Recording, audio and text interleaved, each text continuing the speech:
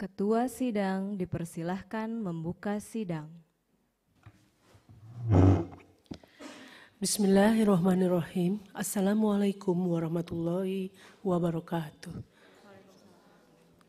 Selamat pagi, salam sejahtera bagi kita semua.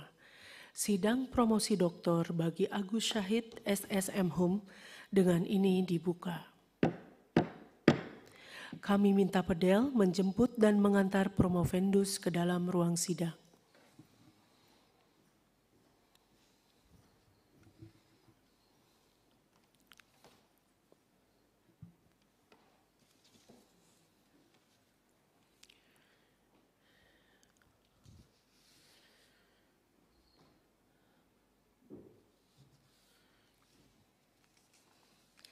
Saudara Agus Syahid SSM Hum. Setelah kami membaca surat permohonan saudara untuk melakukan promosi doktor dan setelah kami meneliti persyaratannya, maka sidang promosi doktor pada hari ini, Jumat 21 Juli 2023, akan mengajukan pertanyaan atau bantahan terhadap disertasi saudara yang berjudul Cyberbullying bermuatan suku, agama, ras, dan antar golongan dalam kurung sara di media sosial yang bertampak hukum. Kajian linguistik forensik. Apakah saudara sudah siap untuk ujian sidang ini? Oke, saudara silakan duduk.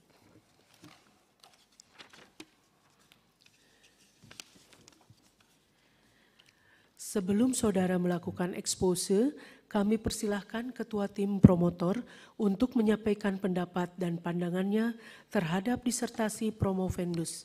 Kepada Ketua Tim Promotor dipersilahkan. Terima kasih Ketua. Bismillahirrahmanirrahim. Pertanggungjawaban akademik disertasi Agus Syahid pada ujian promosi disertasi pada hari ini. Assalamualaikum warahmatullahi wabarakatuh. Waalaikumsalam warahmatullahi wabarakatuh. Selamat pagi semuanya. Yang terhormat Direktur Pasca Sarjana merangkap pimpinan sidang yang dalam hal ini diwakili oleh Prof. Ratih. Yang terhormat para dosen, guru besar, tim promotor, para penguji, hadirin yang kami hormati, baik yang hadir langsung maupun yang secara daring. Puji dan syukur marilah kita panjatkan kehadirat Allah Subhanahu wa taala atas segala nikmat dan karunia yang telah diberikan kepada kita semua sehingga pada hari yang berbahagia ini kita bisa menghadiri acara ujian promosi doktor.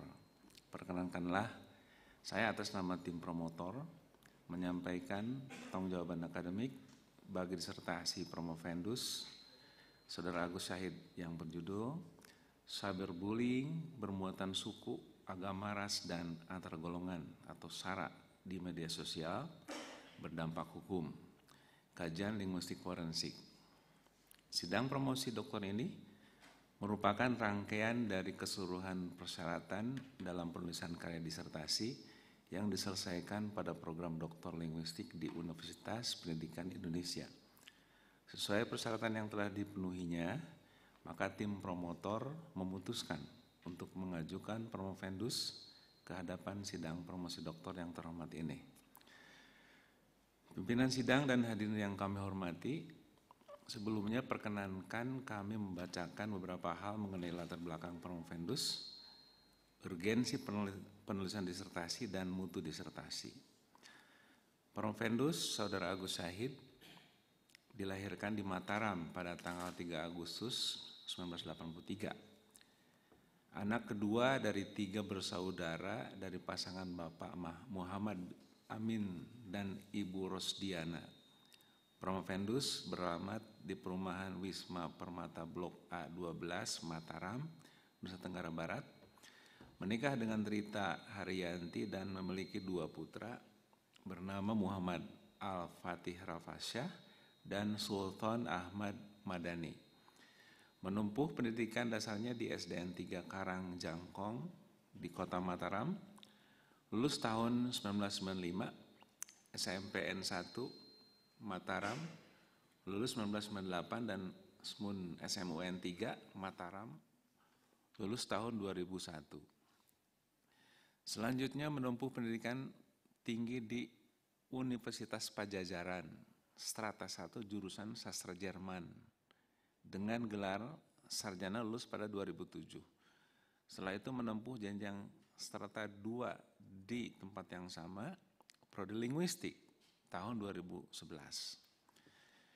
Karir pekerjaan sebagai tutor bahasa Indonesia untuk orang asing, khususnya ekspatriat yang berasal dari Jerman di Language Training Center, Sang Gigi 2011 sampai 2012, guru bahasa Jerman di SMA 1 Mataram 2012 sampai 2014, dosen program studi bahasa Jerman di Sekolah Tinggi Ilmu Bahasa Asing Bumi Gora 2015 dan sampai 2018, dosen ilmu linguistik di Universitas Bumi Gora Mataram dari 2018 sampai sekarang.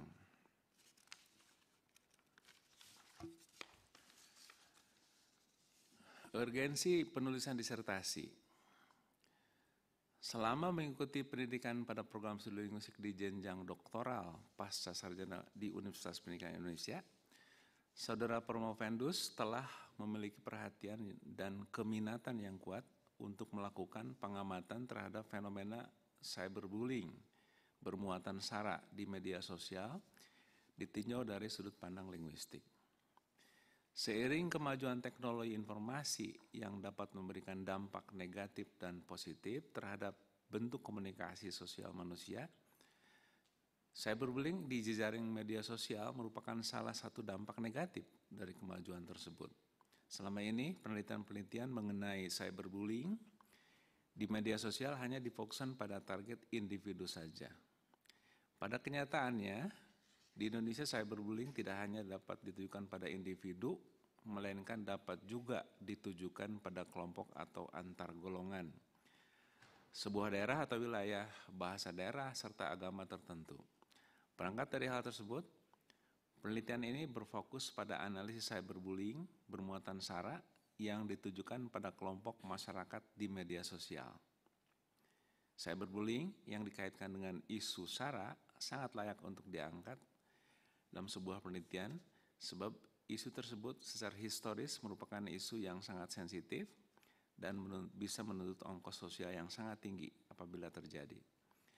Untuk mencapai tujuan tersebut, tuturan cyberbullying bermuatan sara di media sosial yang terdapat pada putusan pengadilan menjadi sumber data pada penelitian ini. Data tersebut dianalisis dengan menggunakan teori semantik, tindak tutur, dan velocity conditions. Hasil penelitian menunjukkan ada 4 bentuk makna leksikal cyberbullying bermuatan sara. Di antaranya, 1.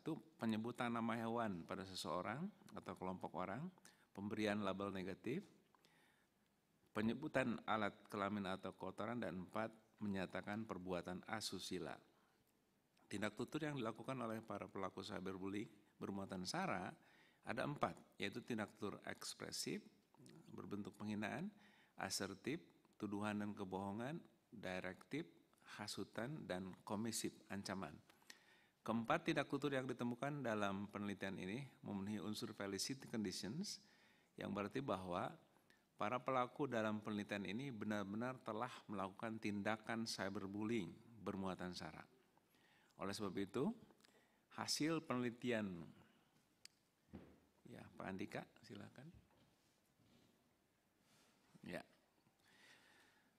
Oleh sebab itu hasil penelitian ini selaras dengan hasil putusan pengadilan di mana para terdakwa terbukti secara sah dan meyakinkan melakukan pelanggaran terhadap pasal 28 ayat 2, pasal 45A ayat 2 nomor 19 tahun 2016. Mutu disertasi. Disertasi yang disusun Saudara Promovendus ini menurut penilaian panitia disertasi telah berhasil menunjukkan beberapa makna leksika yang terdapat dalam tuturan cyberbullying, maksud atau tujuan tuturan, dan validitas tindakan melalui sebuah tuturan, serta dampak hukum akibat tindakan cyberbullying bermuatan sara yang dikaji menggunakan perspektif linguistik interpretatif seperti semantik dan pragmatik.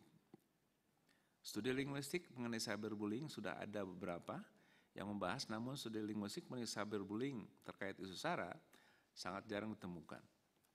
Oleh sebab itu, penelitian ini didasarkan pada teori semantik dan pragmatik untuk menganalisis tuturan cyberbullying bermuatan SARA. Selain itu, penelitian ini juga menelaah dampak hukum dari tindakan cyberbullying bermuatan SARA. Penelitian ini diharapkan dapat memperluas studi linguistik terkait fenomena cyberbullying yang terjadi di media sosial.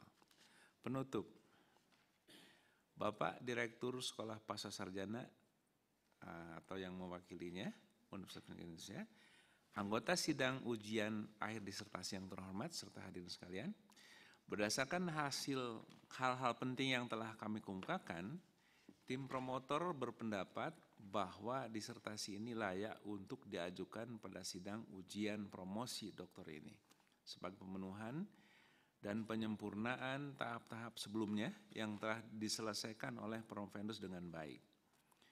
Di hadapan forum akademik yang terhormat ini, tim promotor menyerahkan Profendus sepenuhnya kepada sidang yang mulia ini untuk diuji kepatutan dan kelayakannya. Apapun keputusan sidang ini, tim promotor akan menerimanya sebagai hasil pertimbangan yang bijaksana berdasarkan etika dan norma akademik sesuai peraturan yang berlaku.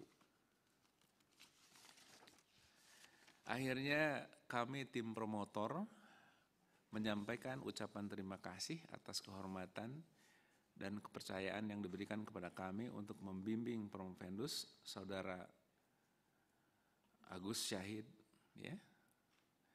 Semoga karya yang dihasilkan memberikan manfaat dan kebaikan bagi kita, khususnya bagi kami untuk perkembangan kelembagaan program studi linguistik Sekolah Pasca Sarjana Universitas Pendidikan Indonesia dan Profendus sendiri. Terima kasih. Wassalamualaikum warahmatullahi wabarakatuh. Bandung 21 Juli 2023, tim promotor Dedang Sudana dan Andika Duta Bahari. Terima kasih, Ketua. Terima kasih kepada Ketua Tim Promotor yang telah memberikan pendapat dan pandangannya mengenai disertasi Profendus. Selanjutnya kami persilahkan Profendus untuk mempresentasikan disertasinya kurang lebih 10-15 menit. Mangga Pak. Baik, terima kasih atas kesempatan yang diberikan kepada saya. Assalamualaikum warahmatullahi wabarakatuh. Yang terhormat pimpinan sidang promosi doktor program studi linguistik, yang terhormat tim promotor disertasi dan tim penguji disertasi, izinkanlah saya untuk memaparkan hasil penelitian disertasi yang telah saya lakukan. Adapun judul penelitian disertasi ini adalah cyberbullying bermuatan suku, agama, ras, dan antar golongan di media sosial yang berdampak hukum, kajian linguistik forensik. Baik. Saat ini kemajuan teknologi informasi dan internet telah menjadi kebutuhan di kalangan masyarakat. Keberadaan internet memberikan dampak positif, antara lain mudahnya mengakses informasi, berkomunikasi dengan keluarga atau teman yang tinggal berjauhan, tersedianya media hiburan, dan berbelanja online tentunya. Namun di sisi lain, internet juga memiliki dampak negatif, salah satunya adalah cyberbullying. Cyberbullying sendiri telah didefinisikan oleh beberapa pakar, yaitu sebagai segala bentuk komunikasi agresif menggunakan teknologi informasi yang sengaja disebarluaskan melalui internet. Isi pesan yang disampaikan pada dasarnya adalah kekerasan psikologis atau teror sosial melalui teknologi. Kemudian tindakan cyberbullying di media sosial dewasa ini menjadi fenomena yang lumrah terjadi di berbagai belahan dunia, termasuk di Indonesia. Salah satunya adalah yang sering dibully artis, yaitu contohnya di sini adalah Syahrini. Pada tahun 2014 banyak bulian terhadap artis kepada haters, kepada artis dari hatersnya. Kemudian dari tokoh politik juga terjadi seperti itu, seperti pada layar yang saya tampilkan di depan. Kemudian di Indonesia Fenomena cyberbullying ini tidak hanya ditujukan kepada orang atau individu. Ternyata di Indonesia juga cyberbullying bisa ditujukan kepada daerah atau wilayah seperti kota Jogja dan Bekasi pada tahun 2014. Selain itu, bulian kepada agama tertentu juga terjadi di Indonesia. Selain itu, ada juga bullying terhadap kelompok siswa kedinasan yang dilakukan penelitian oleh Supardi, Wawan Gunawan, dan Muniroh, seperti itu. Jadi kesimpulannya adalah ternyata di Indonesia cyberbullying tidak hanya dapat ditujukan pada seseorang saja. Cyberbullying juga bisa ditujukan kepada selain individu, yaitu daerah, wilayah, agama, bahasa daerah, dan kelompok siswa kedinasan, yaitu taruna. Sudah banyak yang membahas cyberbullying terkait yang ditujukan kepada individu. Namun penelitian cyberbullying yang ditujukan kepada suku, agama, ras, dan antar golongan itu sangat sedikit seperti itu. Jadi ada beberapa masalah penelitian yang saya ingin paparkan di sini, yaitu bagaimana makna leksikal cyberbullying terkait fenomena cyberbullying bermuatan sara. Bagaimana makna leksikalnya, bagaimana tindak tutur elokusinya, dan validitas tindakannya seperti apa, dan tentu saja dampak hukumnya. Kemudian data penelitian ini diambil dari tuturan cyberbullying bermuatan sara di media sosial yang terdapat dalam putusan pengadilan. Kemudian teori yang digunakan adalah semantik leksikal, tindak tutur elokusi, felicity condition. Kemudian metodenya menggunakan metode deskriptif kualitatif dengan menggunakan ancangan linguistik forensik. Model penelitian. Pertama, tuturan cyberbullying bermuatan sara ini akan dianalisis menggunakan makna leksikal. Kemudian, mendudukan barang bukti atau tuturan tersebut sebagai tuturan performatif atau konstantif. Setelah itu dianalisis menggunakan teori speech act. Oke. Setelah itu dianalisis menggunakan felicity condition, kemudian dikaitkan dengan pasal dalam Undang-Undang ITE, yaitu di sini adalah pasal 28 ayat 2, jungto pasal 45A ayat 2 terkait sara. Kemudian akan diketahui dampak hukumnya, lalu disimpulkan, seperti itu. Adapun analisis makna leksikal terdapat ada 4, yaitu penyebutan nama hewan atau binatang, 2 pemberian label negatif, 3 penyebutan alat kelamin atau kotoran, 4 menyatakan perbuatan asusila. Contohnya adalah seperti ini. Ada kata-kata kampret, seperti itu, ada monyet, seperti itu. Bisa dilihat di layar. Label negatif, seperti itu, ada biadab, ada tolol, seperti itu.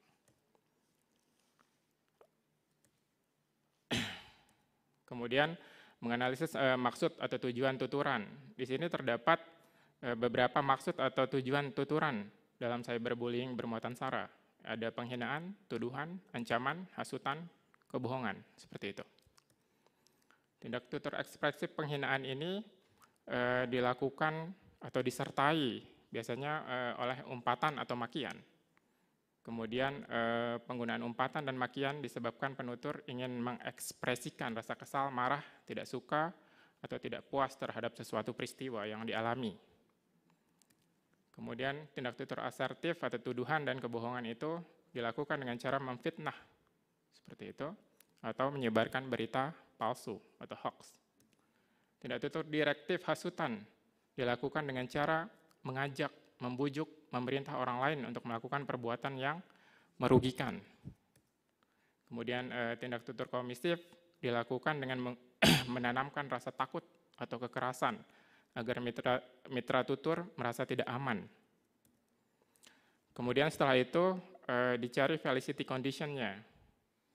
Hasil analisis menunjukkan bahwa tuturan cyberbullying dalam data penelitian memenuhi unsur felicity condition. Ini berarti bahwa validitas tindakan dalam data penelitian adalah valid sebagai tindakan cyberbullying bermuatan sara. Ada 4 indikator untuk felicity condition. Satu adalah kondisi persiapan, yaitu terkait dengan penutur telah benar-benar memikirkan terlebih dahulu mengenai apa yang akan diujarkannya. Kemudian kondisi proposisional, yaitu keadaan penutur, misalnya marah, kesal, emosi, seperti itu, mendukung produksi tuturan seperti penghinaan atau ancaman atau yang lainnya. Ketiga adalah kondisi ketulusan. Berdasarkan hasil analisis kondisi ketulusan, para terdakwa dalam penelitian ini mengujarkan tuturannya tidak dalam konteks bercanda. Jadi ini benar-benar dalam konteks komunikasi yang normal atau tidak dibuat-buat seperti itu. Kemudian kondisi esensial, ini terkait masalah maksud atau tujuan dalam seseorang untuk menuturkan sesuatu. Misalnya, apakah dia menghina, menuduh, menghasut, mengancam, dan lain sebagainya. Kemudian dampak hukum cyberbullying bermuatan sara itu dapat berimplikasi hukum tentunya.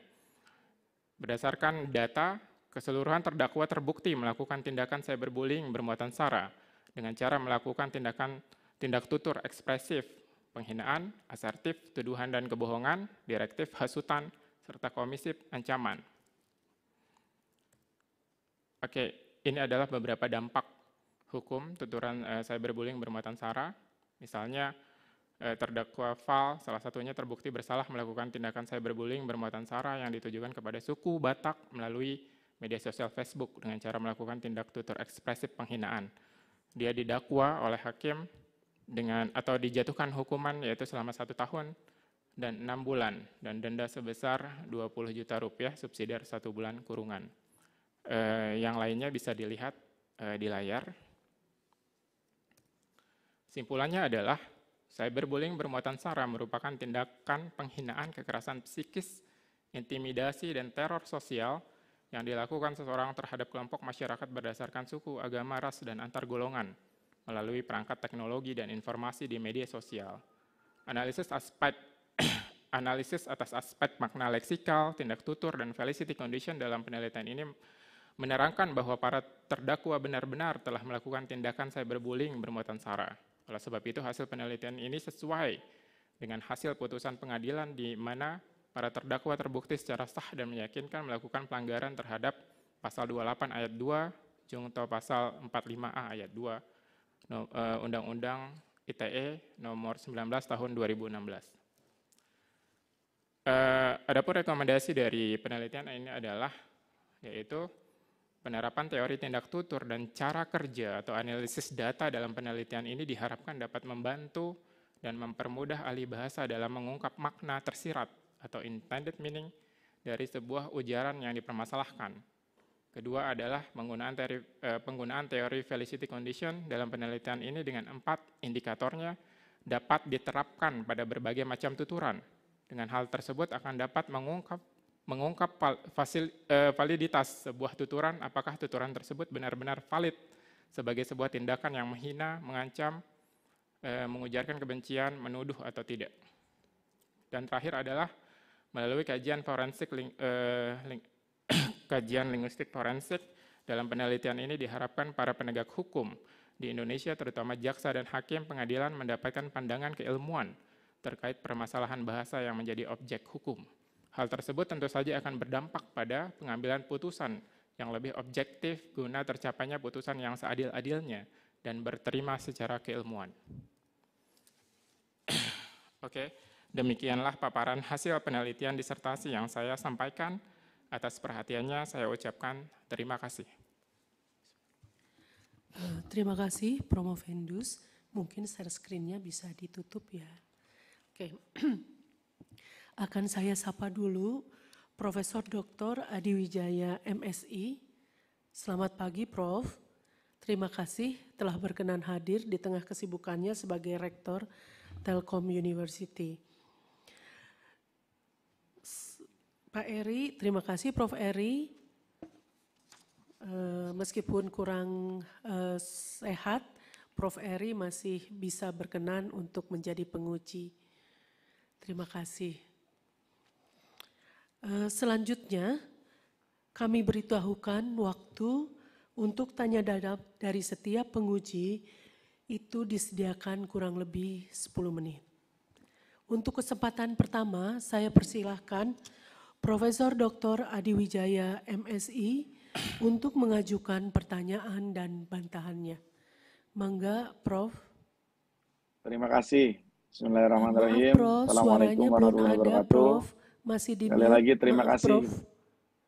Suaranya belum pada keluar. Ketua Sidang, dan saya ingin mengucapkan selamat kepada Bapak Agus Sahid yang telah sampai pada tahapan ini, sidang promosi, juga kepada para pembimbing, Bapak Dadang Sudana PhD, Bapak Dr. Andika Duta Bakhari. Ini adalah satu capaian yang luar biasa. Insya Allah penelitian disertasi ini bisa memberikan sumbangsih dalam hal penegakan hukum di Indonesia. Yang kami hormati juga Bapak Profesor Eri Kurniawan dan Pak Wawan Gunawan PhD. Alhamdulillah bisa berjumpa kembali.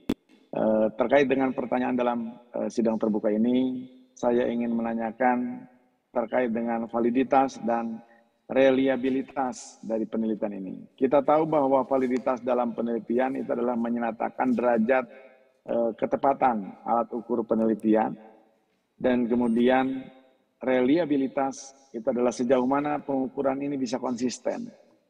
Nah, tolong jelaskan kembali oleh Promopendus terkait dengan validitas dan reliabilitas penelitian saudara, sehingga masyarakat bisa menggunakan hasil penelitian ini ke depan.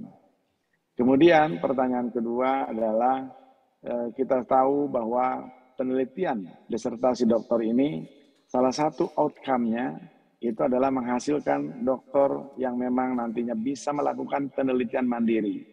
Nah, pada saat Promopendus nanti sudah dinyatakan lulus, kira-kira topik penelitian apa yang akan dilakukan sebagai pengembangan ataupun penelitian lanjutan dari disertasi ini?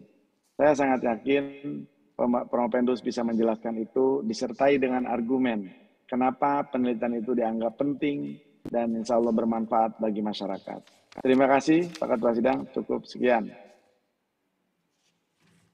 Silakan, Pak Agus. Assalamualaikum warahmatullahi wabarakatuh, Prof. Adi Wijaya. Alhamdulillah pertanyaan yang sangat bagus. Terkait mengenai masalah validitas dan reliabilitas. Baik, validitas ini merupakan apakah penelitian memang benar-benar mengukur apa yang ingin diukur atau diketahui. Kemudian reliabilitas ini terkait apakah penelitian dengan instrumen yang sama akan menghasilkan hasil yang sama jika dilakukan oleh orang pada tempat dan waktu yang berbeda. Baik. Terus bagaimana cara mengukur reliabilitas dan validitas dari penelitian ini? Reliabilitas penelitian ini adalah dengan menggunakan alat ukur kualitatif, yaitu dengan menggunakan felicity condition, atau syarat yang digunakan untuk mengukur apakah tindakan di dalam suatu tuturan ini valid atau tidak sebagai suatu tindakan yang misalnya menghina, menuduh, menghasut, dan mengancam. Apabila suatu tuturan memenuhi indikator felicity condition, maka tindakan yang dilakukan terdakwa akan berdampak hukum jika ada orang yang merasa dilukai tentunya. Kemudian, ungkapan apapun apabila menggunakan saringan felicity condition ini, maka akan ada dua kemungkinan, yaitu berdampak hukum, maksudnya terjerat dengan hukum atau lolos, tidak seperti itu. Oke. Misalnya contoh adalah tuturan gila kamu, seperti itu, dapat berdampak hukum apabila tuturan tersebut memenuhi kondisi-kondisi yang ditunjukkan oleh felicity condition. Ada 4 indikator di situ. Misalnya kondisi ketulusan. yaitu salah satu kondisi dalam felicity condition, penutur mengucapkan tuturan dalam konteks situasi tuturan yang sebenarnya. Misalnya karena dia ingin menghina, itu akan berdampak hukum. Tetapi ujaran gila kamu yang dituturkan kepada teman, misalnya seperti itu, dalam konteks bercanda tidak sesungguhnya, maka tidak akan berdampak hukum. Seperti itu. Oke. Kemudian bagaimana dengan validitasnya? Teori felicity condition ini yang digagas oleh Searle pada tahun 1969 telah teruji sebagai suatu instrumen atau teori yang mampu mengungkap validitas suatu tuturan apakah valid sebagai tindakan yang benar-benar berdimensi penghinaan atau tidak, seperti itu. Jadi itu terkait reliabilitas dan validitas dari penelitian ini. Kemudian pertanyaan kedua adalah apa penelitian selanjutnya? What's the next? Seperti itu. Dalam penelitian ini hanya dikupas mengenai unsur SARA. Tentu saja penelitiannya yang lain misalnya sangat terbuka, yaitu penelitian dalam Undang-Undang terbaru KUHP nomor 1 2023 itu tidak hanya unsur SARA yang bisa dikaji di sini. Terkait juga nanti adalah bisa dilakukan cyberbullying yang terkait dengan warna kulit, kebangsaan, kepercayaan, jenis kelamin, disabilitas mental, dan disabilitas fisik, maksudnya seperti itu. Yaitu the next penelitian yang bisa dikaji setelah ini. Terima kasih, seperti itu. Terima kasih. Bagaimana Prof? Prof. Adi?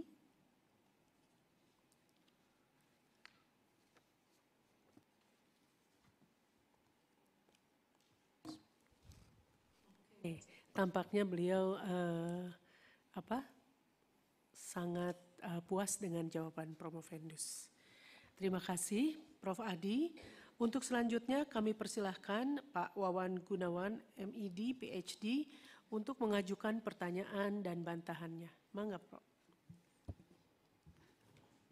Terima kasih Ibu Ketua Sidang. Saya ucapkan selamat kepada tim promotor yang telah membawa Promovendus Pak Agus Sahid untuk maju pada sidang promosi, sidang tahap 2. Dan saya juga menyampaikan selamat Pak Agus atas kerja kerasnya. Terima kasih. Untuk menyelesaikan disertasi pada waktu yang tepat. Bukan tepat waktu. 4 tahun. Pertanyaan pertama, saya tertarik dengan background yang sama pada waktu menguji tahap 1, yaitu Syahrini ditampilkan.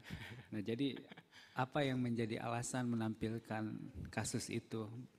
Seberapa ikonik Syahrini ini untuk merepresentasikan kasus cyberbullying? Oke, itu dulu. Baik, Pak Wawan Gunawan. Artinya saya tampilkan ikon Syahrini ini karena artis ini artis fenomenal, kemudian yang banyak sekali penggemarnya, dan tentu saja banyak hater, seperti itu. Kemudian beliau cenderung mengungkapkan sesuatu yang berbeda, seperti itu, mengujarkan, cenderung membuat ujaran-ujaran yang menggelitik dan memancing orang untuk berkomentar, seperti itu. Kemudian saya ingin dengan menampilkan ikon artis tersebut, saya ingin mengatakan sebenarnya bahwa cyberbullying ini dapat ditujukan kepada orang, seperti itu. Tetapi selain itu, cyberbullying juga di Indonesia fenomenanya itu tidak hanya orang, ternyata mahasiswa kedinasan juga seperti itu yang Bapak teliti dengan mahasiswanya juga bisa ternyata seperti itu. Jadi bukan hanya individu, tetapi kelompok orang juga bisa. Begitupun dengan golongan suku, agama, ras, dan antar golongan ini. Baik, pertanyaan yang relevan dengan itu adalah sebagai follow up dari pertanyaan tadi, apa kaitannya contoh Syahrini itu dengan kasus Sarah? Terus apakah Syahrini itu sebagai pelaku atau korban? Bukan, Bapak. Jadi Syahrini ini hanya ditampilkan bukan terkait dengan SARA, suku, agama, ras, dan antar golongan. Sesungguhnya tidak. Tetapi saya ingin menunjukkan bahwa korban dari bullying ini bisa individu seperti Syahrini tadi, kemudian juga Jokowi dari tokoh politik kayak gitu, dan tidak ada kaitannya dengan SARA sebenarnya. Yang ada kaitannya dengan SARA adalah bahwa ada di Indonesia itu yang membuli agama seperti itu, kemudian yang membuli siswa kedinasan seperti itu antar golongan. Kemudian yang membuli juga ada kota Jogja dan Bekasi seperti itu. Itu saja yang ingin saya, ada kaitan antara bukan hanya individu yang dibully, tetapi golongan SARA juga bisa seperti itu. Baik, apakah Syahrini bisa masuk ke kategori antar golongan? Tidak di sini. Tentu saja tidak. Yang ada kaitannya dengan antar golongan adalah yang diteliti oleh Pak Wawan yaitu siswa kedinasan itu antar golongan. Ya, seperti itu. Oke, baik. Selanjutnya ini ada pertanyaan selanjutnya terkait dengan pertanyaan tindak tutur. Tadi Saudara Pramod Pendus menyampaikan tindak tutur. Ada dua hal tindak tutur yang saya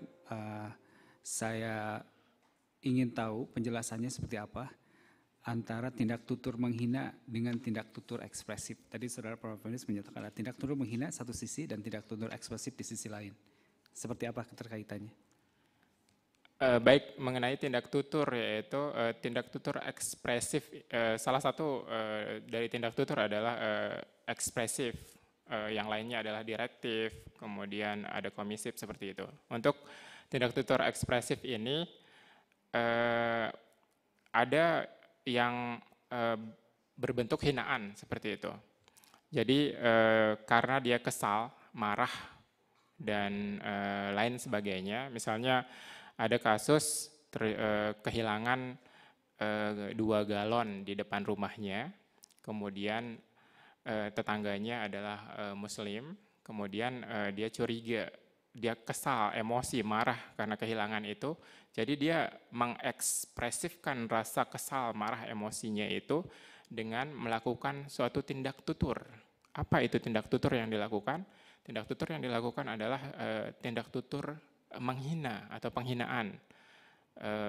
Dia melalui Facebook, di dinding Facebooknya dia mengujarkan tindak ujar yang menghina, di sini dalam hal ini adalah agama Islam seperti itu. Masih seputar tindak tutur, tadi Saudara Pramod Pendus mengatakan tindak tutur menghina, tindak tutur hina atau sebuah hinaan adalah tindak tutur ekspresif. Yang membedakan itu secara apakah ada teoris yang menyatakan tindak tutur yang berbeda antara menghina dan ekspresif, atau yang betul itu tindak tutur ekspresif atau tindak tutur menghina di sini? Yang betul itu adalah tindak tutur ekspresif. Ekspresif bisa diungkapkan melalui hinaan, melalui pemberian selamat seperti itu, kemudian melalui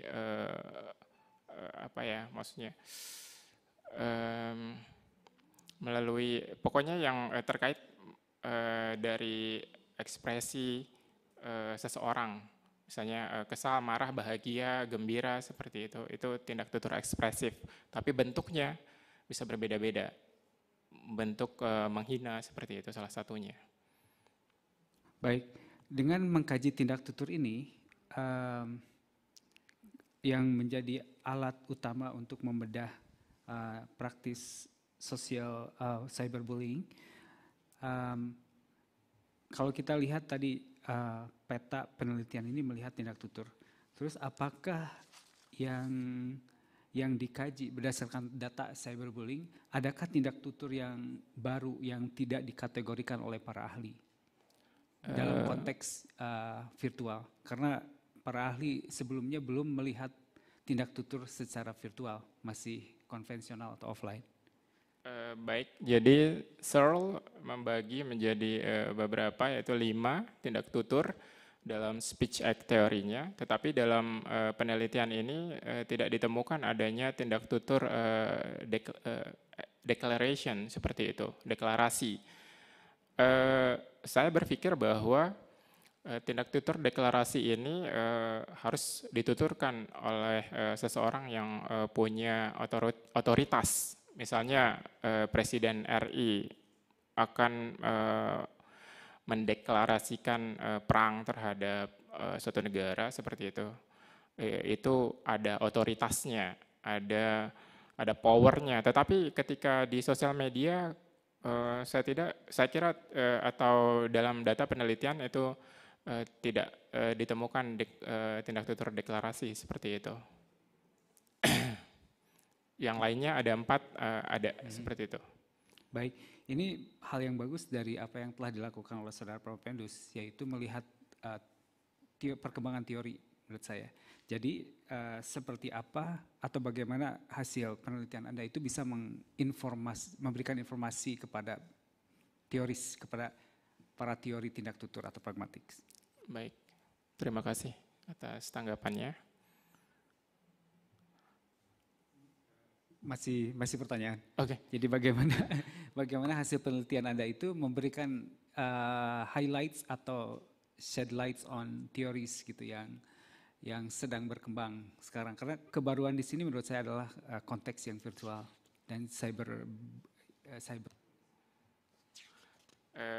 Baik.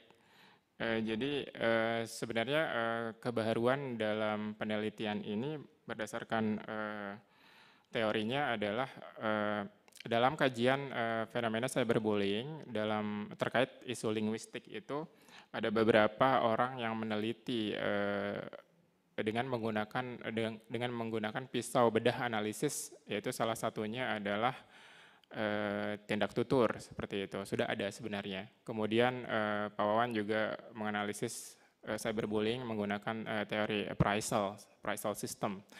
Namun dalam penelitian sebelumnya tidak terdapat suatu penelitian fenomena cyberbullying yang menggunakan teori felicity condition. Nah, di sini titik berat dalam penelitian ini bagaimana tuturan itu diuji validitas tuturannya. Apakah benar-benar valid sebagai sebuah tindakan yang misalnya membuli. Seperti itu. Baik, karena waktu sudah habis. Terima kasih Saudara Prof. Pendus atas jawabannya. Terima kasih Ibu Ketua. Terima kasih Pak Wawan. Sangat pertanyaannya sangat holistik. Oke, untuk selanjutnya kami persilahkan Profesor Eri Kurniawan, SPD, MA, PhD untuk mengajukan pertanyaan dan bantahannya. Mangga Kang Eri, masih di mute Kang? Nah, suara saya terdengar? Kedengeran. Mangga. Baik, bismillahirrahmanirrahim. Assalamualaikum warahmatullahi wabarakatuh. Waalaikumsalam warahmatullahi wabarakatuh. Yang pertama saya mau mengaturkan permohonan maaf karena tidak bisa bersamai Pak Agus ya, Prof. Pendus secara luring. Saya ingin mengucapkan selamat kepada Pak Agus atas promosi dan disertasi yang kita sama-sama saksikan. Pada kesempatan ini merupakan bukti nyata bahwa linguistik terapan ini bisa memberikan kontribusi yang positif terhadap penyelesaian masalah real. Jadi saya sangat bahagia dengan adanya disertasi seperti ini karena bisa memberikan edukasi kepada masyarakat sejauh mana linguistik ini bisa membantu ya menyelesaikan masalah-masalah yang ada di sekitar kita. Dan saya juga ingin mengucapkan selamat kepada promotor ya yang sudah mengantarkan Pak Agus pada tahap ini. Ada beberapa hal yang ingin saya pertajam ya, melanjutkan apa yang sudah disinggung pada tahap 1 terkait dengan isu metodologis dan rumpang. Pertama terkait dengan validitas. Jadi seberapa krusial pengukuran validitas dalam desain penelitian yang sangat interpretatif ini?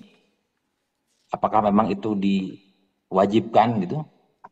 Kalau memang diwajibkan, apakah ada memang niatan tertentu sehingga isu validitas ini menjadi pertanyaan penelitian gitu? Jadi apakah sejauh ini ada permasalahan yang belum tuntas, yang perlu pembuktian lebih lanjut agar validitas terkait dengan tindak tutur ini menjadi selesai lah secara isu gitu? Itu dulu untuk pertanyaan pertama. Mangga.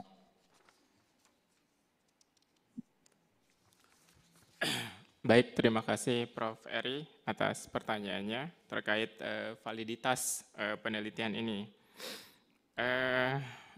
Jujur, dalam pendekatan penelitian kualitatif, validitas data yang diperoleh bergantung pada kemampuan si peneliti dalam mengecek ketepatan data dan informasi yang diperoleh dari prosedur penelitian yang tepat tentunya. Jadi saya sebagai peneliti sangat berperan penting terkait validitas data penelitian. Namun, agar data penelitian ini lebih bisa dipertanggungjawabkan, sebaiknya memang penelitian ini melakukan inter-rater reliability atau mengambil sejumlah sampel data yang sudah dianalisis untuk dilihat dan dinilai dengan sama orang lain untuk mengetahui sejauh mana analisa terhadap data tersebut selaras dengan analisa orang yang mempunyai kepakaran dalam bidang yang sama. Namun perlu diingat juga bahwa penelitian ini dibimbing oleh para pakar linguistik dan praktisi di sini yang sangat mumpuni saya rasa terkait data dan objek kajian penelitian. Jadi kalau memang mau dilakukan inter-rater reliability, ya bisa-bisa saja. Seperti itu, Prof. Baik, Agus. Tapi apakah secara teoretis memang diharuskan adanya validitas untuk menunjukkan keabsahan interpretasi sebuah tindak tutur? Menurut pandangan saya, dalam pendekatan kuantitatif memang validitas data ini memang harus dan wajib dilakukan validitas dan reliabilitasnya. Namun dalam pendekatan kualitatif ini saya rasa tidak wajib untuk dilakukan. Tapi kalau memang bisa dilakukan itu akan lebih baik. Nah, itulah yang membuat kepenasaran saya muncul karena itu dimasukkan ke dalam pertanyaan penelitian sehingga timbul pertanyaan seberapa signifikan kemudian penelitian ini harus mengajukan pertanyaan itu. Ini mengantar saya pada pertanyaan berikutnya, apakah memang kalau kita bayangkan dalam konteks hukum di Indonesia ketika misalnya nanti Pak Agus menjadi saksi ahli, validitas ini dipersyaratkan oleh pengadilan misalnya? Oke, jadi validitas data misalnya ketika mungkin nanti Pak Dr. Andika lebih paham mengenai validitas data ini. Tapi memang data ini kalau diperkarakan misalnya memang harus benar-benar valid apakah data tersebut misalnya dari HP mana seperti itu, dari IP mana seperti itu nanti biasanya bukan orang bahasa, tetapi orang bahasa akan melihat tuturan itu benar-benar termuat dalam misalnya di media sosial seperti itu. Keabsahan datanya harus benar-benar valid memang. Seperti itu, Prof. Baik. Pertanyaan berikutnya terkait dengan desain. Ini desain penelitiannya itu kan retrospektif ya. Jadi Prof. ini melihat kasus yang sudah ingkrah, sudah ada putusan hakimnya, kalau saya tidak salah menangkap dan tidak salah membaca, kemudian mencari bukti linguistik, apakah yang dituduhkan atau yang sudah dijadikan putusan itu sesuai dengan analisis linguistik yang ada. Nah, apakah desain yang sama yang sekarang sudah dijadikan penelitian ini bisa digunakan untuk menganalisa data-data yang belum dilaporkan? Jadi misalnya saya membayangkan Prof. Vendus melihat tuturan-tuturan yang tersebar banyak di media sosial, kemudian mengidentifikasi mana nih tuturan yang berpotensi bisa dipidanakan atau bisa berpotensi dengan berujung pada putusan pengadilan tertentu gitu. Dan seberapa kuat prediksi itu bisa kemudian nanti terbukti benar dengan proses pengadilan yang ada. Baik, terkait data, misalnya apakah data itu benar-benar suatu penghinaan atau tidak, itu dalam konteks hukum Indonesia, apabila seseorang merasa dilukai hati dan perasaannya, kemudian dia mengadukan tuturan tersebut, itu bisa dijadikan sebagai dasar atau pijakan bahwa tuturan tersebut ini dapat melukai seperti itu hati dan perasaan.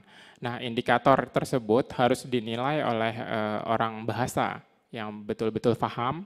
Nanti akan dicari fitur-fitur linguistiknya, fitur-fitur linguistik yang mana yang memang dapat melukai hati dan perasaan, kemudian nanti akan berdampak hukum seperti itu. Dari situ akan dilakukan analisis bahasa tentunya, misalnya menggunakan teori tindak tutur untuk mengejar maksud tersirat dari tuturan itu, intended meaning-nya. Kalau itu terbukti dengan teori tindak tuturan itu adalah benar-benar sebagai tuturan menghina, maka orang tersebut dapat terjerat seperti itu, terjerat hukum. Nah, kalau saya di sini dalam penelitian ini lebih lanjut menggunakan felicity condition. Felicity condition itu untuk mengejar validitas tindakan atau tuturan tersebut, seperti itu, Prof. Oke, terakhir saja. Ini kalau pada tataran praktis kan kita melihat bahwa saksi ahli bahasa ini juga bisa dikontestasikan ya. Jadi nanti saya membayangkan misalnya Prof. Vendus menjadi saksi ahli yang dipanggil oleh jaksa, bisa jadi nanti kan pihak pengacara juga menghadirkan saksi ahli lain yang sama-sama mungkin menggunakan kerangka yang sama, katakanlah felicity condition. Nah, kira-kira jawaban pendek saja, apa yang terjadi dalam konteks itu kan sama menggunakan teori yang sama, validitas yang sama, tapi diminta oleh dua pihak yang berbeda. Ya, bisa saja terjadi seperti itu dan nanti tergantung pada argumen yang dibangun seperti itu. Maksudnya lebih mengena mana dengan teori apa seperti itu, Prof. Jadi tergantung argumen yang dibangun oleh saksi ahli ataupun jaksa seperti itu. Baik, terima kasih Pak. Terima kasih, Prof. Terima kasih, Prof. Eri. Selanjutnya kami persilahkan Pak Dr. Andika Duta Bahari SPD MHum untuk mengajukan pertanyaan dan bantahannya. Silakan Pak. Baik, terima kasih Ketua Sidang yang terhormat. Pertama sekali saya ingin mengucapkan selamat pada Prof. Vendus. Terima kasih, Saudara Agus Sahid. Selamat, ini mungkin tahap awal buat Anda nanti melangkah. Dan saya merasa senang, mudah-mudahan Anda bisa menemani saya nanti. Minimal lah untuk NTB dan Polres Lombok tidak harus kontak ke Bandung kalau butuh ahli bahasa. Insya Allah. Ya, cukup Anda yang tanganin. Ya, saya akan melihat ini perspektif saya sebagai seorang praktisi yang sering dimintai pendapatnya sebagai ahli bahasa dalam perkara-perkara yang tadi Anda sebutkan cyberbullying yang berdimensi SARA. Sekarang kasus yang sedang saya tangani itu kasus Al Zaitun. Ya. Nah, jelas bahwa sebetulnya dalam kasus Al Zaitun itu ada kasus nih di Indonesia Al Zaitun, bahwa di sana sebetulnya tidak harus dinilai oleh ahli bahasa pun, di sana sudah ada berita bohong, sudah ada kebencian berdasarkan SARA gitu. Nah, yang jadi masalahnya lagi gitu ya, ternyata Al Zaitun ini malah melaporkan orang-orang, gitu. Jadi melaporkan balik gitu. Karena dia merasa dibully sebagai Islam beraliran sesat gitu ya. Nah, fenomena ini ternyata tidak terlepas gitu. Ini ada data yang ingin saya sajikan Pak Agus, bahwa Indonesia ini, jumlah pengguna media sosial di Indonesia ini ada 191 juta orang. Ya. 191 juta orang. Ini lebih dari setengah atau lebih dari 50% jumlah penduduk kita ya, per sensus 2021 kemarin. Sensus 2021 kemarin itu menyatakan bahwa masyarakat Indonesia itu, jumlah masyarakat Indonesia itu ada 277 juta. Sekarang 191 jutanya ini ternyata menggunakan medsos. Ya. Nah, dari data tersebut juga ternyata ada hal yang membuat saya kaget. Ya. Pengguna medsos di Indonesia ini menghabiskan waktu sebanyak 7,5 jam untuk bermain medsos. Ini berarti sepertiga waktu hidup mereka gitu ya, mayoritas orang Indonesia ini bermain medsos sepertiga waktu setiap harinya ya. Ini menjadikan bahwa medsos itu dunia kedua bagi orang Indonesia ya, setelah dunianya terang. Makanya banyak sekali kasus-kasus hukum di dunia maya sekarang ini ya tidak terlepas dari fenomena ini. Dan tadi yang saya lihat ya, mungkin ini juga kelalaian saya sebagai pembimbing, tidak mengarahkan Pak Agus dari awal sudah berbicara tentang dampak hukum, tapi tidak diarahkan untuk berdiskusi dengan pakar hukum, karena ada hal yang miss sedikit bagi saya. Saya ingin sedikit membantah gitu ya, dan ini harus dikoreksi lagi, bahwa yang dimaksud dengan penghinaan di dalam sistem peradilan pidana di Indonesia itu adalah menuduh orang melakukan sesuatu atau tidak melakukan sesuatu, sehingga dengan tuduhan itu ada HAM potensial atau daya luka. Orang itu merasa dipermalukan gitu ya, di depan. Misalnya kalau dikaitkan dengan teori wajah gitu ya, ada teori kesentuhan, itu orang yang dihina itu orang yang merasa kehilangan muka di hadapan umum gitu ya. Nah, dikaitkan dengan itu gitu, dalam sistem hukum di Indonesia gitu, ini yang dalam tahap 1 saya katakan, Pak Agus lihat lagi ini dari essential condition, ciri esensial gitu. Jadi ciri essential condition untuk tindak menghina itu dalam sistem hukum Indonesia itu selalu tindak tutur asertif.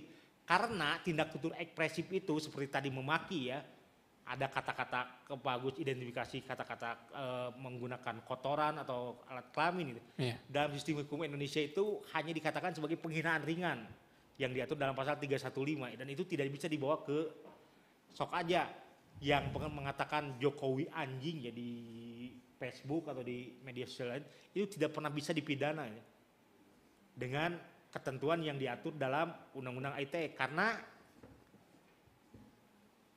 fenomena itu tergolong sebagai penghinaan ringan gitu, yang diatur dalam pasal 315. Nah ini yang tidak mungkin gitu ya, bahwa dalam secara esensial tindak penghinaan itu ditandai dengan tuturan ekspresif. Nah tadi sudah betul bahwa mengancam, tindak tutur mengancam sebagaimana diatur dalam pasal 27 ayat 4 ya Undang-Undang ITE, itu selalu ditandai dengan tindak tutur komisif gitu. Jadi gampang sekali buat ahli bahasa itu nanti untuk melihat ini ada nggak unsur pasal 27 ayat 4, lihat saja gitu. Apakah tindak tuturnya itu komisif atau bukan? Karena ancaman itu harus selalu bersifat janji, Bagus. Janji akan melakukan suatu tindakan yang sifatnya menyakiti atau menakut-nakuti. Ya. Contoh, kalau lu nggak datang, gua tabok loh. Itu kan janji bahwa dia akan memukul dengan syarat kalau dia tidak datang. Jadi secara esensial dalam sistem hukum pidana di Indonesia, ancaman itu selalu ditandai dengan tindak tutur komisif. Ya. Ini makanya saya wanti-wanti dari sidang ujian tahap 1 kemarin, tolong di breakdown lagi tentang essential condition karena ada yang miss. Termasuk juga tadi pertanyaan dari Prof. Eri, Prof. Adi tentang validitas hasil dari penelitian ini ya. Mungkin ya tentu saja dalam penelitian kualitatif ini validitas penelitian akan ditentukan oleh peneliti sebagai instrumen utama. Namun yang saya tangkap dari pertanyaan Prof. Eri dan Prof. Adi tadi, teori yang Anda gunakan gitu ya, teori speech act, sejauh mana validitinya dan apa keterandalan lahnya. Nah, yang saya ingin masukkan harusnya logikanya begini, karena apa yang jadi unit analisis datanya itu adalah penggunaan bahasa di media sosial, maka pisau analisisnya pun tentu saja adalah pisau analisis yang dalam linguistik diakui sebagai pisau analisis yang sampai mempertimbangkan faktor mitra tutur dan faktor penggunaan bahasa itu ya hanya pragmatik ya. Dalam hal ini tindak tutur. Jadi sangat layak gitu ya, teori speech act diandalkan ya. Valid untuk diandalkan dalam kajian-kajian seperti ini gitu. Dan saya sangat memanfaatkan ya, selain appraisal, saya memanfaatkan teori tindak tutur untuk menangani pasal-pasal terutama tadi ya, 28 ayat 2, 27 ayat 3, 27 ayat 4, saya selalu menggunakan teori tindak tutur. Karena hanya dengan itu, karena apa yang dimaksudkan tidak selalu sama dengan apa yang dikatakan. Itu kunci utamanya. Dan apa yang dikatakan dan apa yang dimaksudkan tidak selalu ada dengan pada apa yang dikatakan. Jadi karena hal itulah pragmatik itu atau tindak tutur itu kena gitu ya, sangat diandalkan untuk menganalisis penggunaan bahasa. Karena dia mempertimbangkan faktor-faktor yang terkait dengan penutur, tuturan, dan mitra tutur.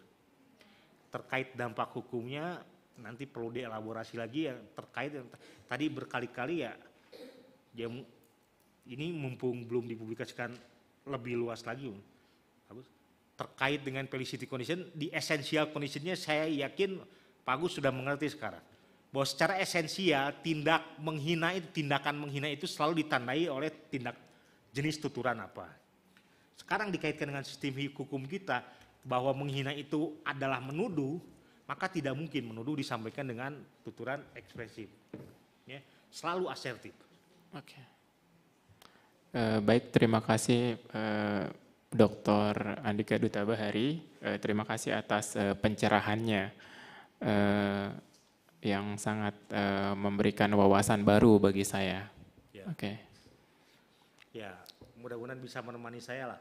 Ya, nggak harus. Insya Allah. Dia nggak harus di tingkat nasional lah, minimal di tingkat lokal. Beban saya juga tidak harus sampai ke Lombok lah, bagus lah ya. Baik. Terima kasih. Cukup Ketua Sidang. Terima kasih Dr. Andika. Untuk selanjutnya kami persilahkan Pak Dadang Sudana MA MI PhD untuk mengajukan pertanyaan dan bantahannya. Iya, terima kasih Saudara Ketua Sidang. Ya, Saudara Agus, ya akhirnya alhamdulillah kita sudah sampai di sini. Alhamdulillah. Ya, terima kasih juga tadi kepada bapak-bapak penanya ya, yang sudah berpotensi untuk mengungkap fakta-fakta informasi yang lebih detail, sehingga nanti masih ada ruang kalau ada hal yang perlu ditingkatkan dari sisi konten dari disertasi ini ya. Saudara Agus,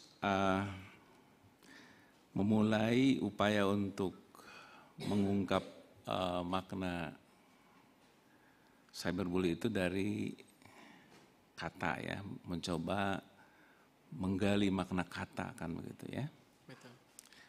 Kata ya, karena memang dari situlah makna itu mulai muncul ya. Sebetulnya meaningful unit itu morfem ya, bisa berbentuk kata ya, kalau dia bisa berdiri sendiri, atau bisa berbentuk afiks ya.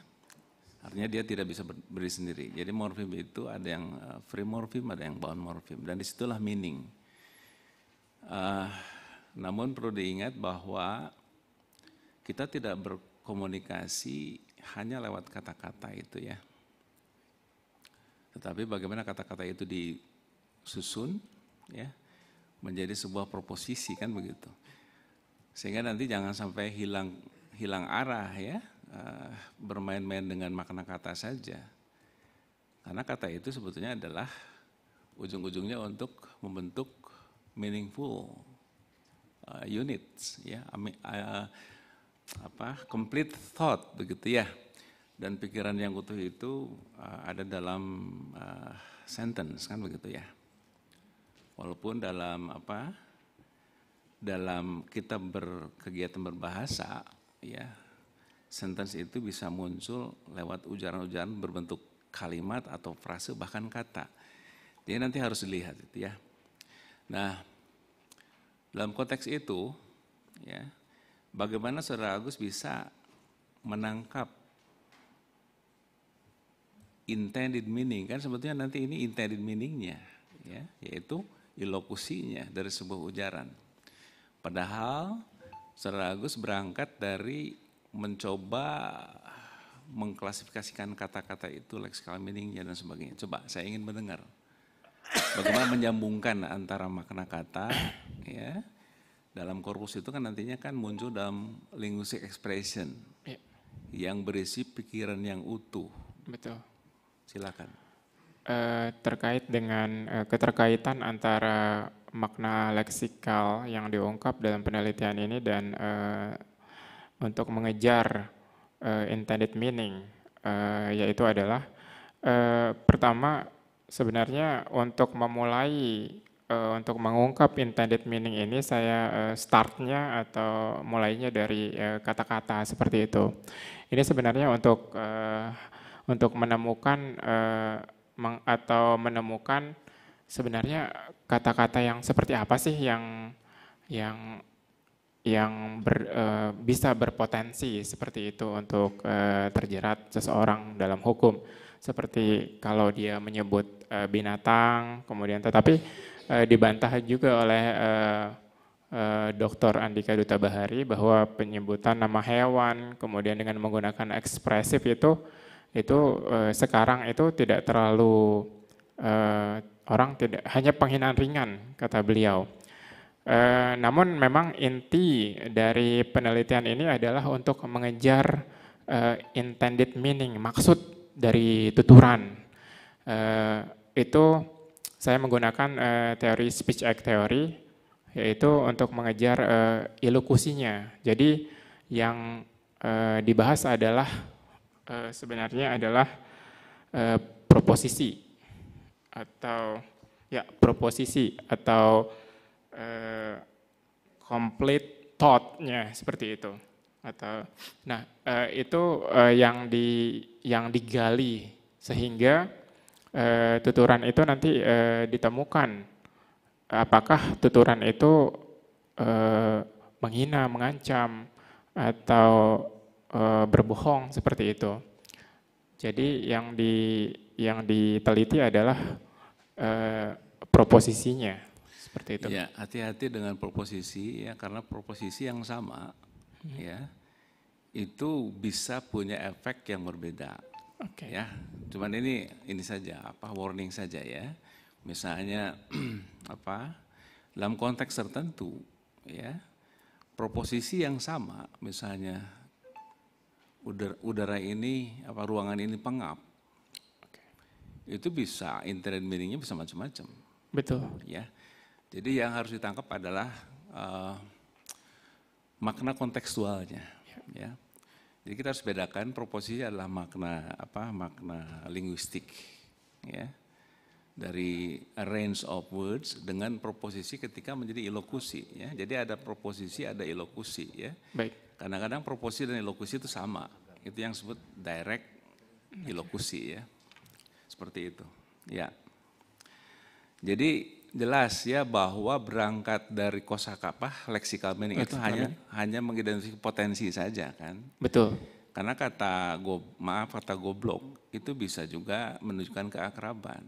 Iya, antar teman. Kata anjing juga kan. Anak-anak kecil itu kalau berbicara kan kebun binatang semua. Tidak sedang saling menghina kan ya. Betul. Tapi dengan kata-kata itu kalau digunakan dalam konteks tertentu itu bisa berpotensi menghina. Yang tadi oleh Pak Andika disebutkan dalam konteks ternyata tidak ekspresif. Ini juga harus dicek ulang ya. Oke. Tapi harus yang asertif ya atau yang komisif. Itu ada makna mengancam ya dan menghina itu harus asertif dan sementara yang ekspresif walaupun itu menghina itu penghinaan ringan katanya. Ya. Kata apa konsultan hukum kita ya. Iya betul. Menghina itu yang ringan itu tidak bisa dipidanakan ya.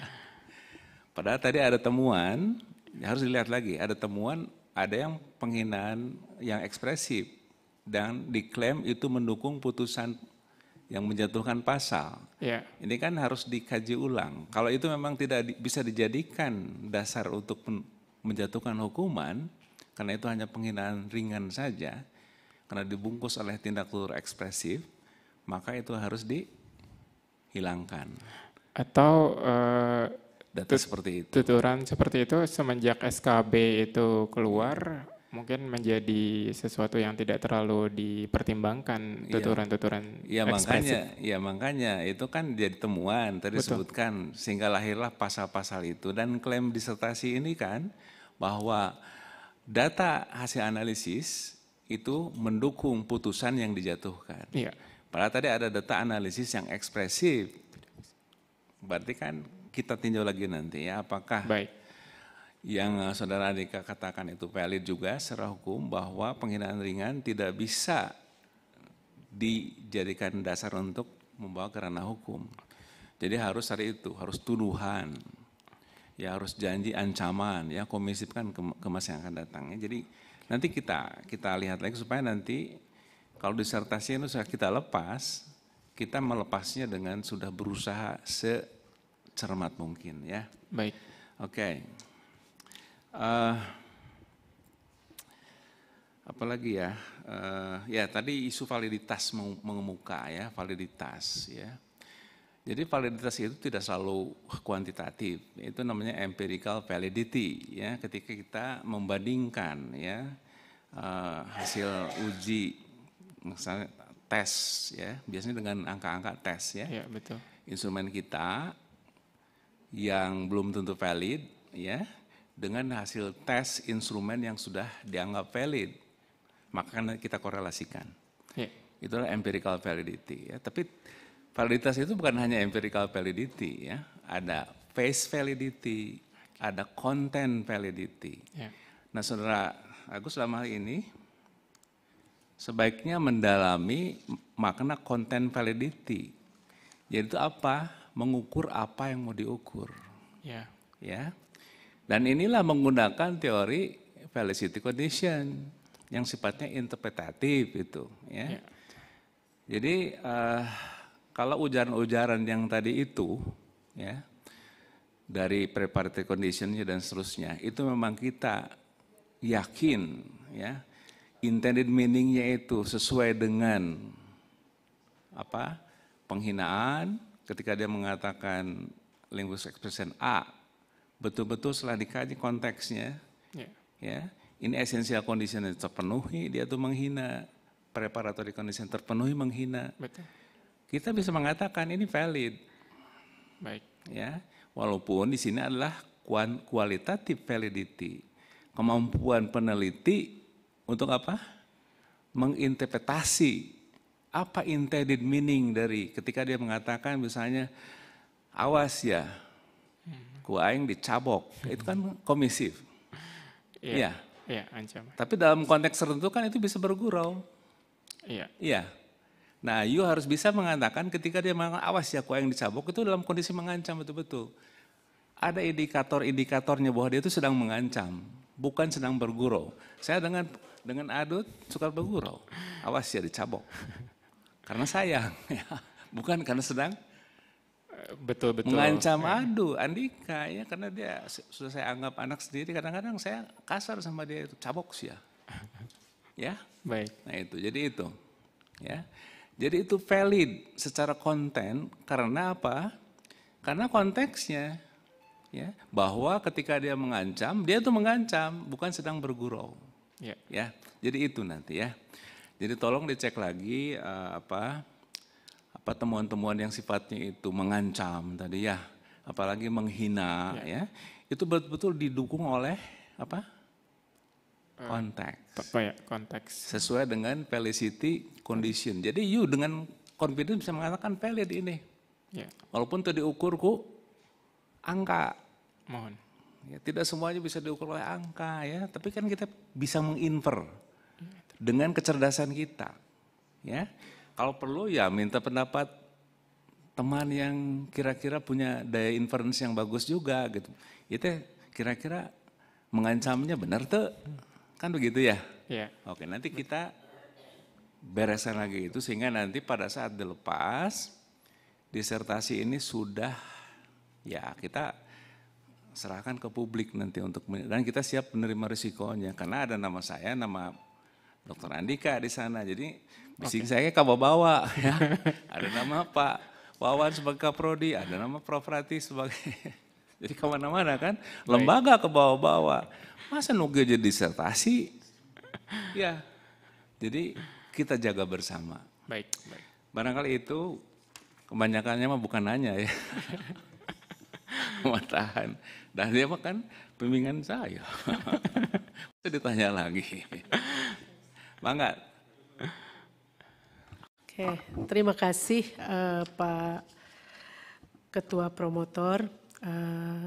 Saya di sini selaku Ketua Sidang dan penguji tidak akan mengajukan pertanyaan, sanggahan atau bantahan, tapi saya gatel ya Pak Promotor, jadi ada hal-hal yang menggelitik dalam arti kata, mungkin itu bukan untuk Bapak saja sebagai promovendius, mungkin di sini ada teman-teman Bapak sebagai mahasiswa, jadi ada beberapa hal yang harus dipenuhi bahwa aturan Kementerian Pendidikan Tinggi, Kemenristek-Dikbud itu menyatakan bahwa penyelenggara program doktor di seluruh Indonesia itu PhD. Karena mungkin kalau Pak Dadang dan Pak Wawan itu lulusan luar negeri, kalau di sana ada PhD, ada DBA, ya Prof, itu berbeda level. Kalau PhD itu levelnya sangat tinggi sehingga kita itu harus isinya itu selain tadi yang disebutkan, itu harus mengkaji kajian teoritis dari disertasi tersebut. Oleh karena itu biasanya di latar belakang masalah atau di bab 1 pendahuluan itu terdiri dari 3 gap. Yang pertama itu adalah empirical gap, yang kedua adalah research gap yang nanti akan dijawab, kemudian yang terakhir adalah theoretical gap. Based on itu, maka di dalam level 9 itu adalah level tertinggi program doktor karena di kita program pendidikan atau jenjang pendidikan tertinggi itu adalah level 9. Setiap disertasi itu harus menghasilkan 3 hal. Yang pertama itu adalah hasil riset itu sendiri yang tadi sudah dibahas dari mulai Prof. Adi sampai dengan Pak Dadang gitu. Nah hasil riset itu selain mengkaji dengan model pendekatan apapun itu merupakan hasil riset Bapak di disertasi tersebut. Yang kedua, disertasi disebut harus menghasilkan kebaruan atau harus menghasilkan novelty. Apa yang menjadi pembeda antara disertasi yang Bapak buat dengan disertasi lain yang similar tentunya dengan disertasi Bapak. Nah, di sini kebaruan Bapak itu apa gitu ya. Kemudian yang ketiga, dari hasil riset Bapak itu harus mempunyai kebijakan atau implikasi manajerial dan implikasi teoritis untuk pengambil kebijakan. Jadi sehingga tadi Pak Dr. Andika bisa menyatakan bahwa saya akan ada temannya karena dari disertasi Bapak itu ada implikasi untuk para pengambil kebijakan. Tapi saya apresiasi Pak dengan disertasi Bapak karena kemarin-kemarin saya baru lihat film drakor selebriti. Jadi mereka memang tidak bisa menjebak haters yang melakukan cyberbullying sehingga akhirnya yang dinistakan itulah yang menjebak hater tersebut sehingga dapat tertangkap dan akhirnya sesudah tertangkap harus melakukan kembali beberapa kajian sehingga dapat dituduhkan atau bisa dapat diputuskan bahwa dia menjadi tersangka. Mungkin itu PR Pak Andika ya, Pak Andika dengan teman-teman yang lain itu bagaimana? Karena kalau di Instagram ataupun di Twitter itu kan ada hater yang seperti itu. Mungkin itu saja ya Pak, jadi karena prodinya Pak Wawan itu sudah terakreditasi A, unggul, sehingga level KKNI itu harus dipenuhi. Meskipun Bapak sudah menghasilkan 3 karya tulis ilmiah yang diakui di bidang ilmu Bapak. Sekali lagi saya ucapkan selamat ya Pak. Terima kasih. Assalamualaikum warahmatullahi wabarakatuh. Waalaikumsalam warahmatullahi wabarakatuh.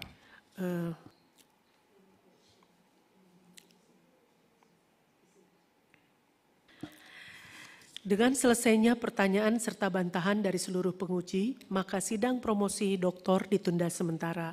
Untuk memberikan kesempatan panitia ujian menyimpulkan hasil ujian ini, maka kami minta pedel untuk mengantarkan promovendus ke tempat istirahat.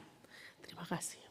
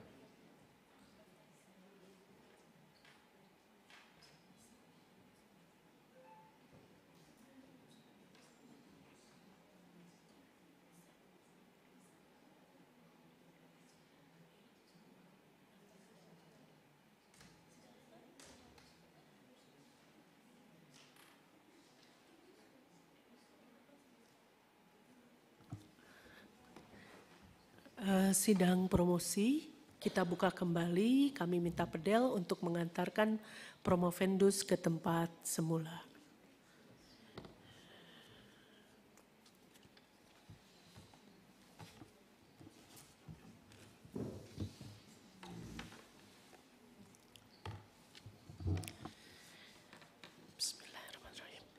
Saudara Agus Sahid SS MHum, setelah panitia ujian promosi doktor Sekolah Pasca Sarjana Universitas Pendidikan Indonesia memperhatikan isi disertasi dan mengikuti seluruh proses yang berlangsung dalam ujian ini, kami memperoleh kesimpulan bahwa saudara dapat mempertahankannya dengan baik. Untuk itu kami memutuskan memberikan gelar doktor dalam bidang linguistik dengan kodisium sangat memuaskan 3,71.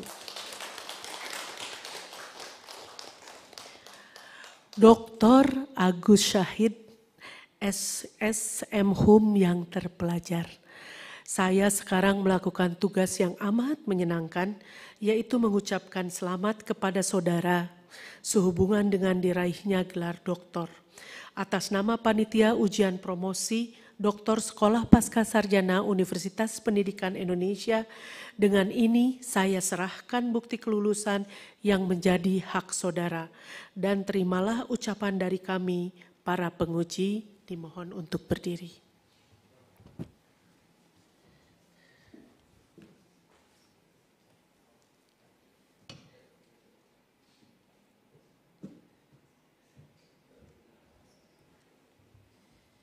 Selamat ya Pak Agus, semoga gelarnya Mardotil.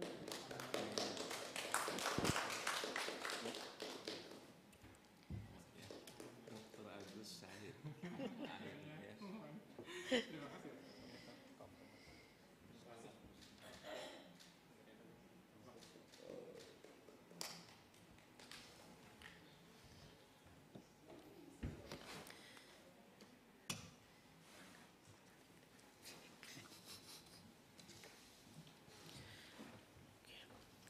Mangga. Selanjutnya kami persilahkan Ketua Tim Promotor untuk memberikan nasihat kurang lebih 5 menit. Mangga Prof. Bismillahirrahmanirrahim. Assalamualaikum warahmatullahi wabarakatuh. Waalaikumsalam. Ya, pertama-tama alhamdulillah ya kita bersyukur kehadirat Allah Subhanahu wa taala karena Saudara Agus akhirnya sampai ke sini ya. Dan tentu di belakang Saudara Agus ada berbagai pihak ya. Pertama adalah keluarga ya. Dan juga lembaga ya. Selamat untuk lembaga dan keluarga. Mudah-mudahan ini menjadi barokah untuk Amin. Langkah Aju selanjutnya ke depannya Dr. Agus. Amin. Kemudian pada kesempatan ini juga saya atas nama tim promotor juga mengucapkan terima kasih ya kepada berbagai pihak, kepada dari tingkat prodi dulu kepada Pak Wawan ya yang sudah mempercayai kami, kepada PASA, direktur ya, dan tentu ke UPI juga ya, terima kasih. Dan wabil khusus ke para penguji ya, ke Prof. Adi yang sudah setia ya, berkali-kali kita bertemu walaupun baru virtual ya, untuk ikut mendukung program Prodi Linguistik. Kepada Prof. Eri ya, ini juga anak muda ya, udah kasalip saya mah ya Prof. Eri ya. Ini masuk saya juga ini, kaulang ya. Kepada Pak Wawan juga sebagai Kaprodi ya, terima kasih. Dan kepada Saudara Andika ya, dia juga adalah mahasiswa kebanggaan yang sekarang menjadi kolega ya, terima kasih.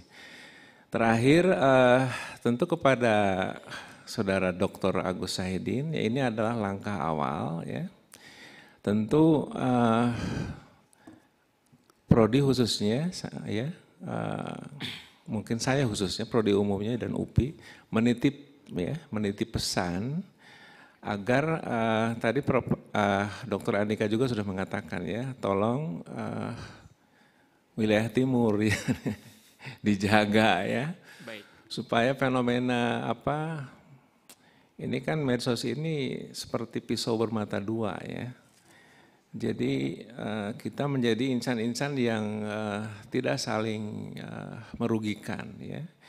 Dan tolong dipegang idealisme ya, jangan terlalu pragmatis perlu, tapi tetap tolong jaga norma-norma, nilai-nilai ya.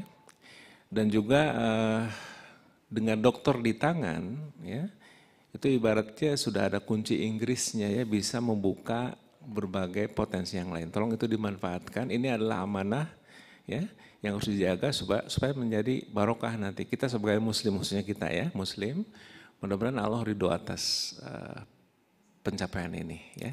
Selamat sekali lagi, selamat berjuang dan selamat berkarya ya. Terima kasih. Assalamualaikum warahmatullahi wabarakatuh. Terima kasih Bapak. Waalaikumsalam. Terima kasih Ketua Tim Promotor. Untuk selanjutnya kami memberikan kesempatan kepada Dr. Agus Syahid SSM Hum untuk menyampaikan kesan-kesan kurang lebih 3 menit cukup Pak? Baik.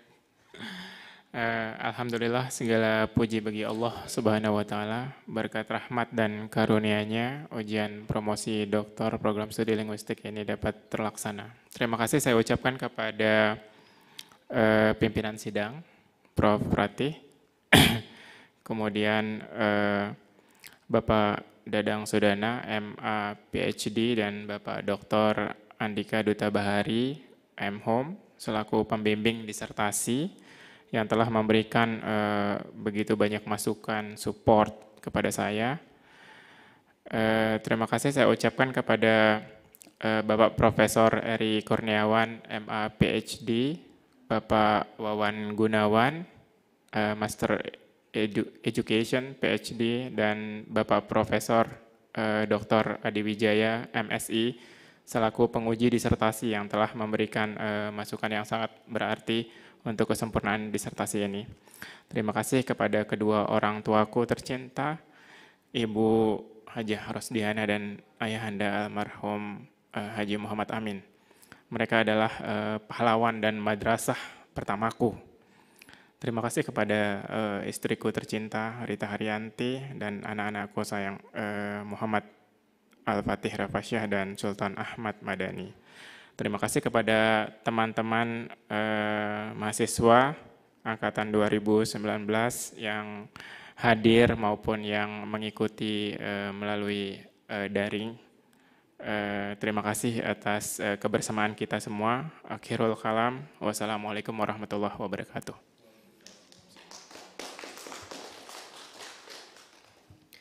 Dengan mengucap puji syukur kehadirat Allah Subhanahu wa taala, saya menyatakan sidang ujian promosi doktor Sekolah Pascasarjana Universitas Pendidikan Indonesia selesai dan ditutup dengan ucapan hamdalah. Alhamdulillahirabbil alamin dan terima kasih.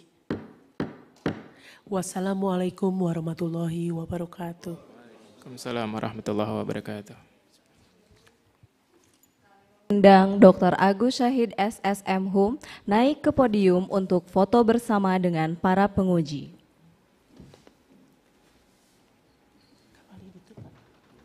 Swados Anjana di tengah, kita dari sebelah sini.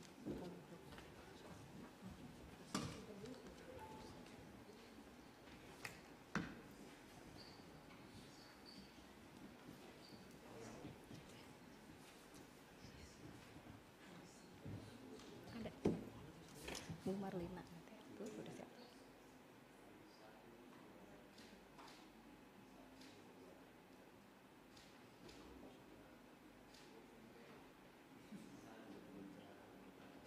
Jangan nanti nggak ada yang salah. Hadirin yang kami hormati, sebelum tim penguji meninggalkan tempat sidang, kami mengundang keluarga dari Dr. Agus Syahid SSM Hum tampil ke depan untuk menerima ucapan selamat yang diawali oleh ketua dan tim penguji, diikuti oleh tamu undangan lainnya.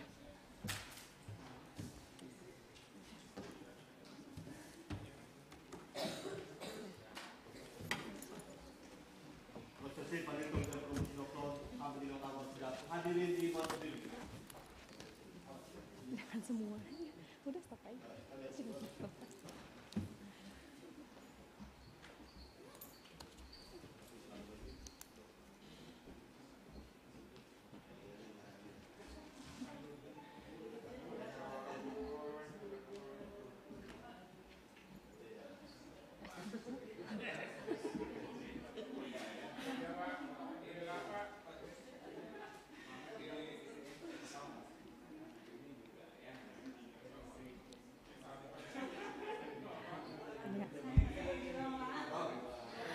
Ibu Bapak yang kami hormati, usai sudah rangkaian sidang promosi doktor di Sekolah Pasca Sarjana Universitas Pendidikan Indonesia pada hari ini. Kami mengucapkan selamat kepada Dr. Agus Syahid SSM Hum, kepada keluarga, serta instansi tempat Anda bekerja. Selamat berkarya, terima kasih. Billahi taufik wal hidayah, wassalamualaikum warahmatullahi wabarakatuh.